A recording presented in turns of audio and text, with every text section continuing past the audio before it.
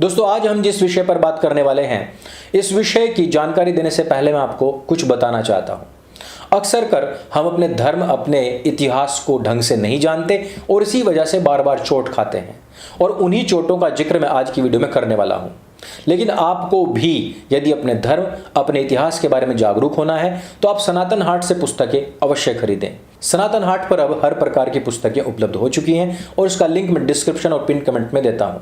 आप वहां से चाहे तो प्राउड टू बी काफिर नाम की टी शर्ट भी खरीद सकते हैं, फ्री अवर टेम्पल्स और इसके जैसी बहुत सारी टी शर्ट्स उपलब्ध हो चुकी हैं।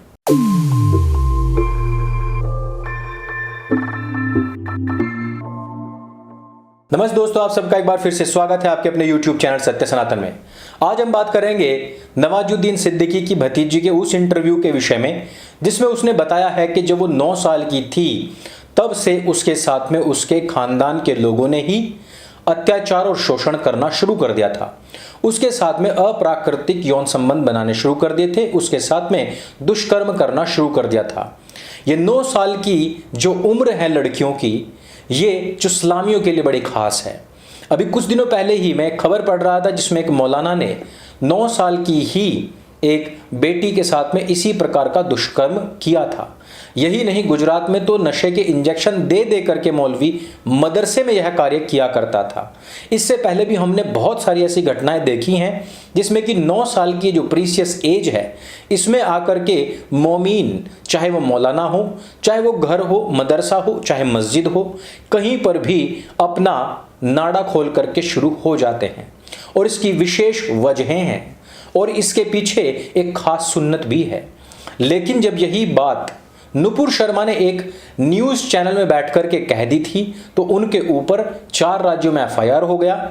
उनको खुद भी दुष्कर्म की धमकियां मिलने लग गई, उनका गला रेतने की धमकियां मिलने लग गई और उनके सिर पर 1 करोड़ रुपए का इनाम भी घोषित कर दिया गया था। मुझे नहीं पता कि कितने लोगों को पता है अथवा नहीं पता है इस विषय में, लेकिन मैंने एविडेंस और प्रूफ के साथ में बताया था कि नुपुर शर्मा ने जो भी कुछ कहा था वो बिल्कुल सही था और मुसलमानों की ही किताबों से एविडेंस लेकर के ये बात कही थी। लेकिन आप जरा खुद सोचें कि जिनको अपने मजहब की सच्चाई मंजूर ना हो, बर्दाश्त ना हो, उनको उस मजहब में रहने को भला किसने कहा है? इन सब बातों पर हम बात करेंगे, लेकिन आप जरा खुद सोचिए कि यह जो लड़की है सासा सिद्दीकी, यह खुद बता रही है कि क्योंकि उसकी मां हिंदू थी, इस वजह से जानबूझ करके उसका पूरा का पूरा परिवार उस छोटी सी बच्ची के साथ में इस प्रकार का दुष्कर्म किया करता था। अर्थात वो एक काफिर की बेटी थी और उस काफिर की बेटी को यह भी नहीं सोचा गया कि हमारे खानदान का खून है, बस ये सोचा गया इसकी मां क्योंकि काफिर है, वो हिंदू थी, इस वजह से यह कार्य किया जाए। तो आप खुद सोचना कि जो खुद लड़कियां हिंदू हैं और हिंदुओं की ही संतान हैं, उन लोगों के विषय में, उन बहन बेटियों के विषय में इन नरभक्षी लोगों की क्या सोच होगी। आप इस बात का अंदाजा इस बात से भी लगा सकते हैं कि इमरान आशा नाम की एक लड़की को अपने प्यार में फंसाता है, उसको गुरुग्राम से इस्लाम नगर लेकर के जाता है और वहां पर उसको सड़क पर दौड़ाते हुए, सोचिए, सड़क पर दौड़ाते हुए गोलियां मारता है। इसको भी छोड़ दीजिए, रवि शर्मा बनकर के वसीम 5 साल तक एक हिंदू लड़की के साथ में शारीरिक संबंध बनाता रहता है, दुष्कर्म करता रहता है, और इन सब के बावजूद जब वो लड़की उसके साथ नहीं जाती तो उसके ऊपर और ज्यादा अत्याचार करता है। आप खुद सोचिए कि ये तो वो केसेस हैं कि जिनमें या तो अपना नाम छिपाया गया है या फिर वो लड़की जो एक हिंदू से पैदा हुई है। आप ये सोचिए कि जिसमें नाम भी ना छिपाया जाए और लड़की भी घोषित रूप से आपकी हो, तो उनके साथ में माले गनीमत से कम कोई बर्ताव नहीं होगा। आज यह जो बात मैंने आपको बताई है, इसमें जो सच्चाई है वो बहुत कड़वी है। आप लोगों को लगता होगा कुछ जाहिल लोग इस प्रकार के कार्य करते हैं। नवाजुद्दीन सिद्दीकी के खानदान में अधिकतर महिलाएं इस प्रकार के शोषण का शिकार हो चुकी हैं कि वो नाना, चाचा, ताया, मामा और फूफा, ससुर, जेठ, देवर सबके नीचे से होकर गुजर चुकी। इस प्रकार के दावे सासा सिद्दीकी खुद कर चुकी हैं। वो बता चुकी हैं कि जिस समय पर यह बात मैंने अपने परिवार के सामने रखी तो उस समय पर मेरी एक भी बात नहीं सुनी गई। इसी प्रकार के आरोप पहले नवाजुद्दीन सिद्दीकी पर भी लग चुके हैं। नवाजुद्दीन सिद्दीकी की खुद की पत्नी उनको इसी प्रकार के दुष्कर्मों से परेशान होकर के तलाक दे चुकी है। और यह जो सासा सिद्दीकी नाम की एक लड़की है, इस प्रकार के कई सारे इंटरव्यूज ये पहले भी दे चुकी है। जिस समय पर इस लड़की ने अपने परिवार के सामने यह बात रखी, उस समय पर इसके सामने एक ही बात आई, और वो ये आई कि वो एक हिंदू की बेटी है, उसकी माँ हिंदू है और उसने ज़बरदस्ती हमारे लड़के के साथ में शादी करी थी, अब उसका अंजाम तुझे भुगतना पड़ेगा। वो कौम जो बच्चों को बच्चे ना समझती हो, अपनी बेटी को बेटी ना समझती हो, उससे हम क्या उम्मीद कर सकते हैं। जो अपनी बेटी को बेटी ना समझे, जो अपनी बहन का भाई ना हो सके, वो आपका भाई कैसे होगा। यही नहीं, सासा कहती है कि एक बार उनके चाचा ने उनके साथ में दुष्कर्म करने का प्रयास किया।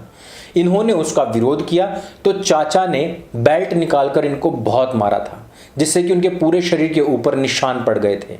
जिसके बाद में उन्होंने वो पिक्चर्स लेकर के, यानी कि सासा ने पिक्चर्स लेकर के अपने बॉयफ्रेंड को भेजे, और जिसके बाद में उस बॉयफ्रेंड ने ही इस लड़की को वहां से निकालने के सारे प्रयास किए।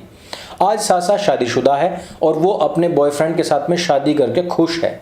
लेकिन जब जब भी इस प्रकार का कोई भी बयान या घटना सामने आती है कि 9 साल की बच्ची के साथ में ऐसा हो गया है, और मुसलमान अपने बड़े बड़े जो इन्होंने अपने मस्जिद या फिर मदरसे या भोंपू लगाए हुए हैं, या बड़े बड़े जो गले इनके फटते हैं, उनसे जब ये चिल्लाते हैं कि ऐसा नहीं हो सकता, हमारे यहाँ पर ऐसा नहीं है, तब इस प्रकार के उदाहरण सामने आते हैं। आपने पिछले दिनों में ऐसी बहुत सारी घटनाएं देखी होंगी जिनमें कि छोटी मासूम बच्ची से लेकर के अधेड़ उम्र तक की महिलाओं के साथ में दुष्कर्म होते हुए देखा होगा, जिसके पीछे कोई नसीम, कोई वसीम या कोई जावेद ही खड़ा मिलता है। छोटे छोटे मासूम बच्चों तक को नहीं बख्शा जाता है, मदरसे के अंदर तो लड़कों तक को नहीं बख्शा जाता। इस प्रकार के काफ़ी सारे बयान और कबूलनामे हमारे सामने आ चुके हैं। लेकिन आप जरा सोचिए कि इस प्रकार की जहनियत के बीच में रहने वाले लोग कितने सुरक्षित हैं। आज यदि हमारी सरकारें सब्सिडी के नाम पर या फिर मिड डे मील के नाम पर या अन्य जितनी भी छूट है उनके नाम पर, या फिर एक हाथ में कुरान दूसरे हाथ में कंप्यूटर देने के नाम पर इन लोगों को जितना बढ़ावा और छूट दे रही है, उससे केवल और केवल यही लग रहा है कि एक नरभक्षी भेड़िया अब हाईटेक होता जा रहा है। पहले वो मैनुअल तरीके से हमले किया करता था, अब वो हाईटेक हो गया है और वो एडवांस तरीके से हमले कर रहा है। सोशल मीडिया पर जितने भी प्लेटफॉर्म्स हैं, इन सब पर जालसाजी करने वाले और वहां पर अपना नाम बदलकर हाथ में डोरा बांध करके हिंदू लड़कियों को फंसाने वाले सर्वाधिक लोग यही हैं। इन लोगों की बहन बेटियां और लड़कियां भी वास्तव में कम नहीं होती हैं। जितने भी दंगे बितलक हुए हैं, इनकी बहन बेटियों और लड़कियों ने भी खूब पत्थरबाजियां की हैं।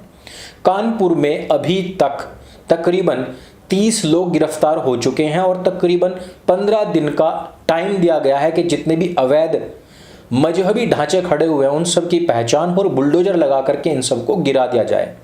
जो आपने भी नाम सुना होगा, हयात हाशमी जो पकड़ा गया है, पीएफआई के साथ में सीधा सीधा संबंध है। पीएफआई वही संगठन जो छोटे छोटे बच्चों को कंधे पर बिठा करके काफिरों के कत्ल की धमकी देते फिरते हैं। ये वही संगठन है जो कर्नाटक में छोटी छोटी बच्चों को हिजाब के नाम पर उकसा करके देश के अंदर दंगे का माहौल बनाने का प्रयास कर रहा है। इन सब के फैलाव के बावजूद यदि हम सब लोग नहीं जागृत हुए तो इससे बड़ी अफसोस की कोई बात नहीं हो सकती है। आपकी बहन बेटियां, आपके बच्चे, आपके बेटे, ये सब लोग यदि अभी भी आईपीएल और वीडियो गेम्स में लगे रहे तो उनको भविष्य में कोई नहीं बचा सकता है, क्योंकि मरता वो नहीं जिसको यह नहीं पता कि दुश्मन किधर से वार करेगा किधर से नहीं। मरता वो है जिसको यही नहीं पता कि दुश्मन कौन है, और आप लोगों को नहीं पता है कि कौन सी मानसिकता आपकी दुश्मन बन चुकी है, बनी हुई है और लगातार कार्य कर रही है। आपके पास में बचाव तो छोड़िए, बचाव के या डिफेंस की जो चीज़ें होती हैं वो तो छोड़िए, आपको यही नहीं पता कि दुश्मन है कौन। आपके अड़ोस पड़ोस में बैठा हुआ, आपके साथ बिजनेस करने वाला व्यक्ति, या फिर ना जिसको आपके बिजनेस से मतलब है ना परिवार से मतलब है, वो एक स्लीपर सेल की तरह केवल और केवल आपकी जान और माल के पीछे लगा हुआ है। इसलिए जागरूक बनिए और लोगों को जागरूक बनाइए। ये वीडियो अगर आपको अच्छा लगे, जानकारी से भरपूर लगे तो उसको सबके साथ में शेयर अवश्य करें। मेरे संग बोली सत्य सनातन वैदिक धर्म की जय। जय हिंद, वंदे मातरम।